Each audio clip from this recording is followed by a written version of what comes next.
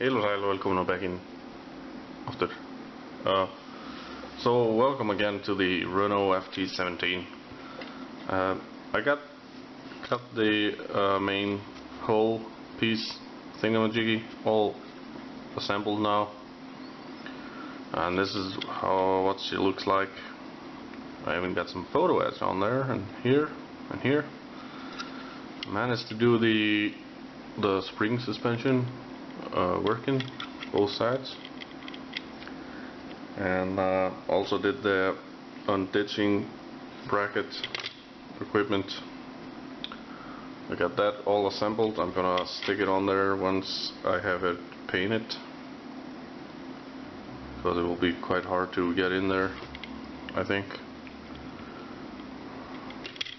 Yeah, so this video I'll show you my progress. I'm not going to be doing much work on camera.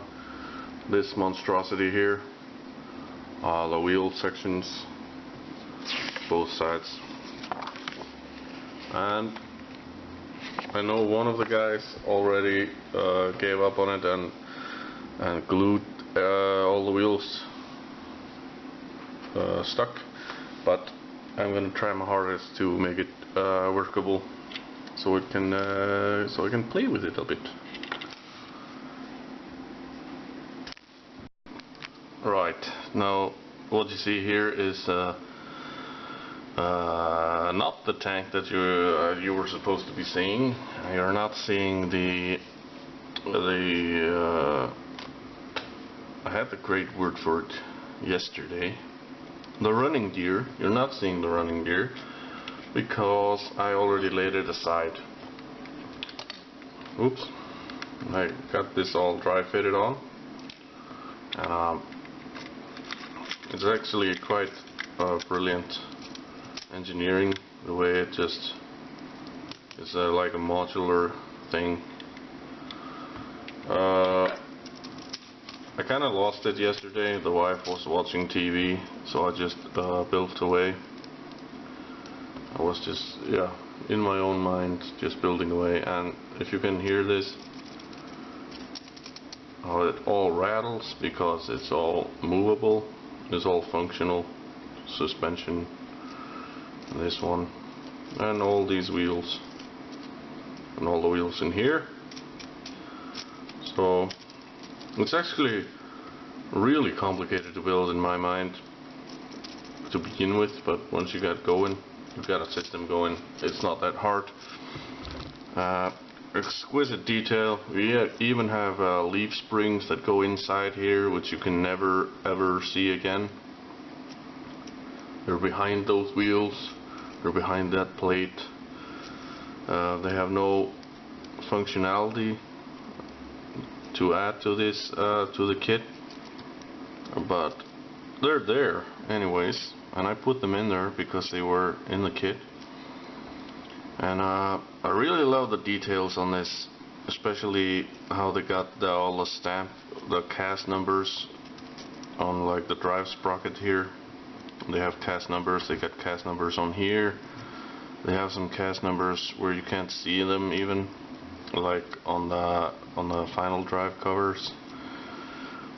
And especially love the little plaque they got here on the outside that says Louis Renault.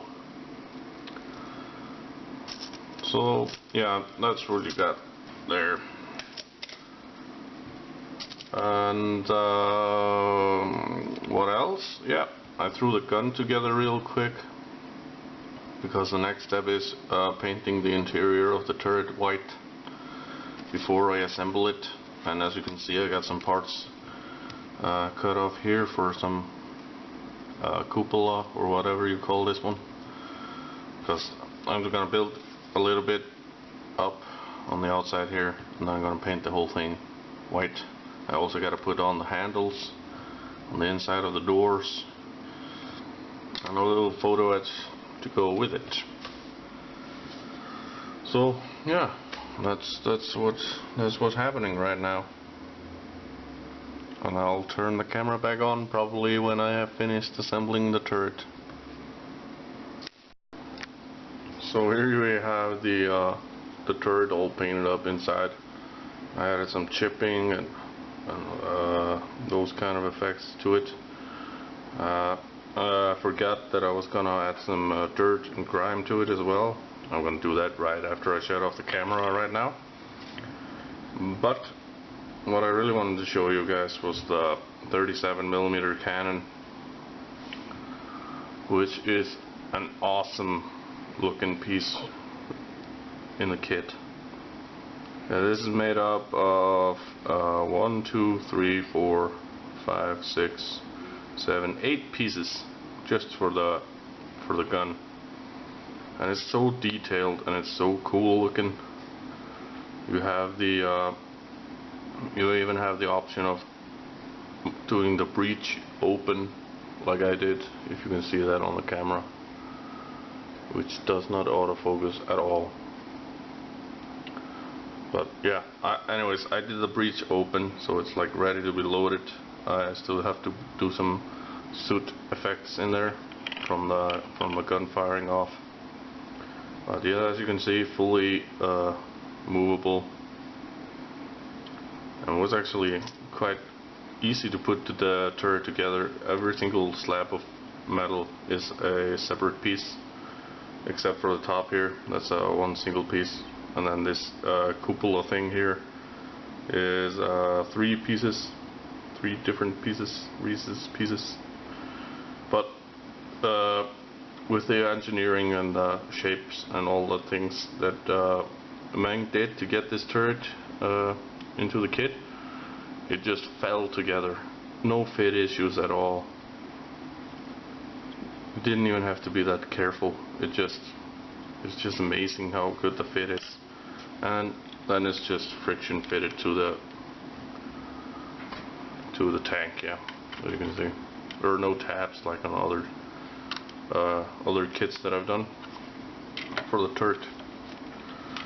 And even if I put the gun in, which you're actually not supposed to have out of the turret for so long as I did, but I just wanted to do the details. Look at that.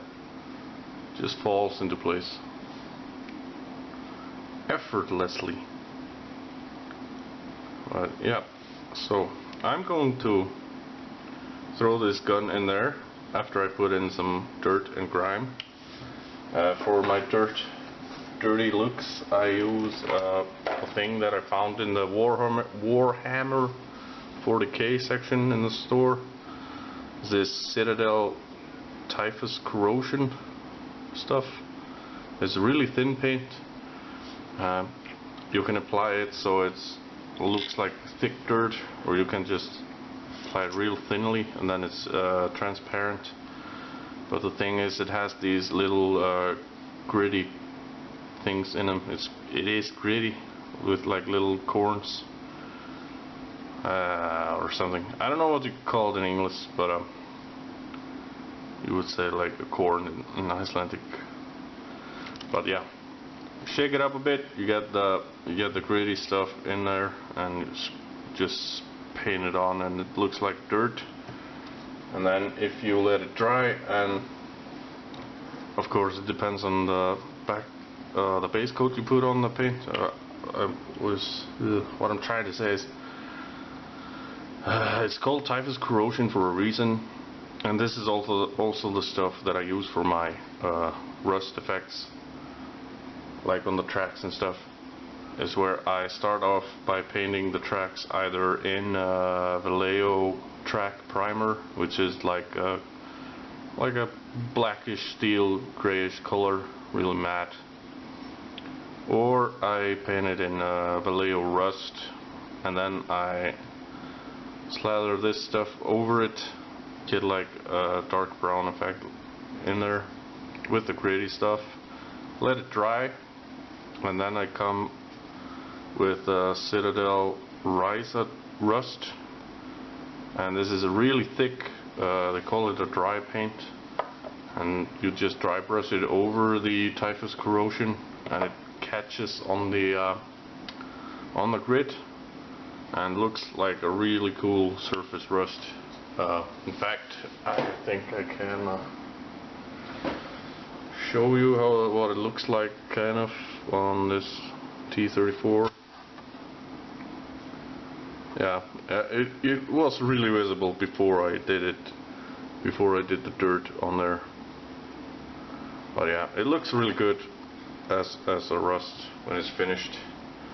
I even did it on the tow cable here. I don't know if you can see that, but that's actually just a real steel wire, and then I dry brushed with the riser rust over it, and no other prep work was done. So it looks kind of cool to me. Although now I've gotten a better wire for better cable for the tow cables. I actually got one that's made out of a metal that does rust, and it is rusty because I ripped them out of trucks at work from the window unit that does the electrical windows up and down. Has like this wire cable in it that rusts and snaps, and then I get to keep it. But yeah, I'm just like rambling off into a different direction here. I'll show you all that in a later video, I hope, when I do get to make another big tank. So yeah, anyways, I'm just gonna button up the turret, and I can't even hardly believe that it's already time to paint.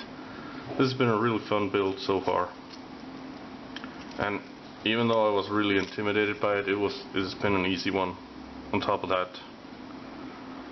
So yeah, only thing I'm really like anxious about now, or afraid of doing now, is I have to put some tools in here in these shackles, and then there are some photo etch pieces that wrap around there, go over it like a leather strap to hold the tools in. I have no idea how I'm going to do that. I'm not really following the instructions on that. We'll find out soon enough, I guess.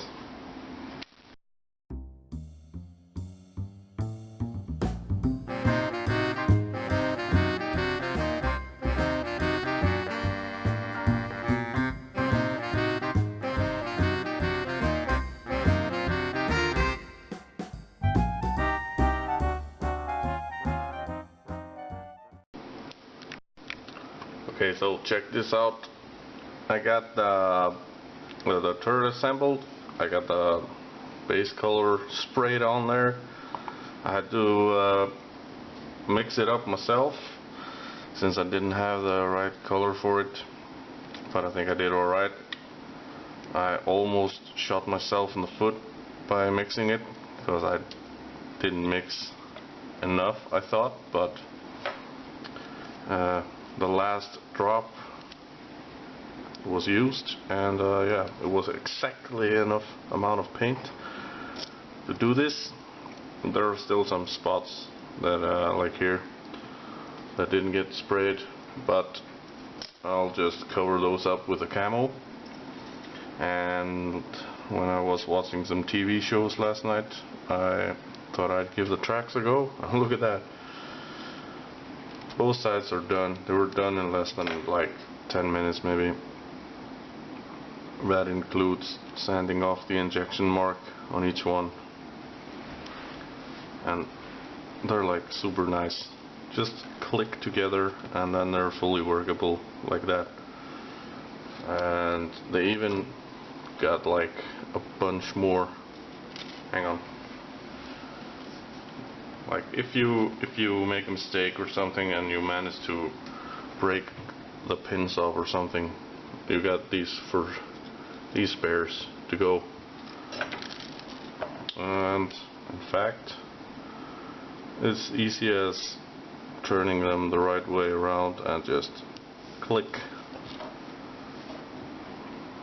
and click and click, and you got some tracks.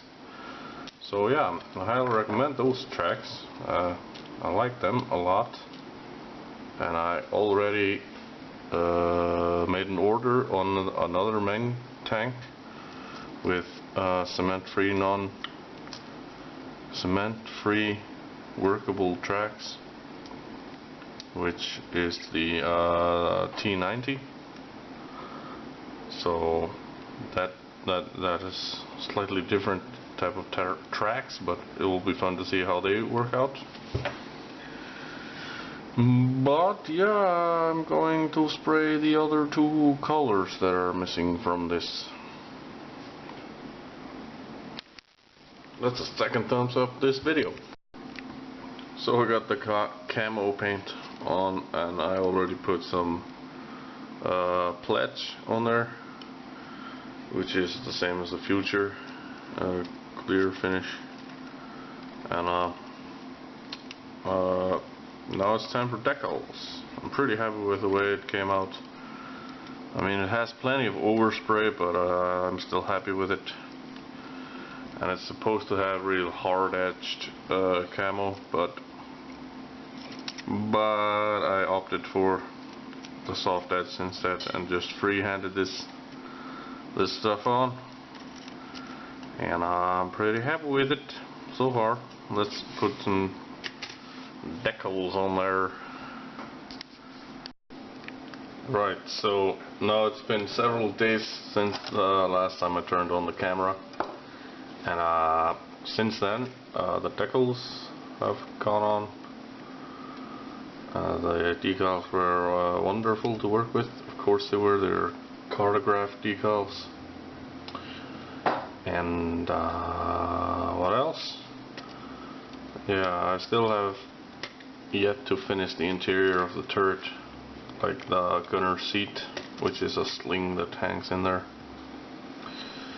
I got the tracks primed with Vallejo track primer, and that's sort of the reason why I'm going to end the video right here, and I hope you enjoyed it so far, because the next video I want to have more of a standalone video to show you guys how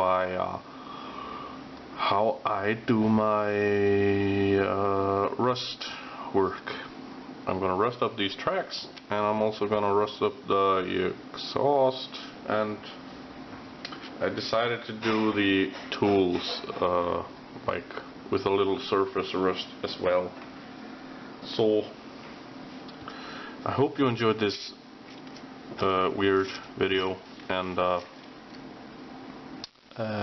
thanks for watching. I'll see you on the next one, the rust one. Also have a sneak peek of my... I got bored one night, so I started building this ambulance jeep. It is quite unique looking, at least to me, because I've never seen these things before. Anyways, until next time, bye.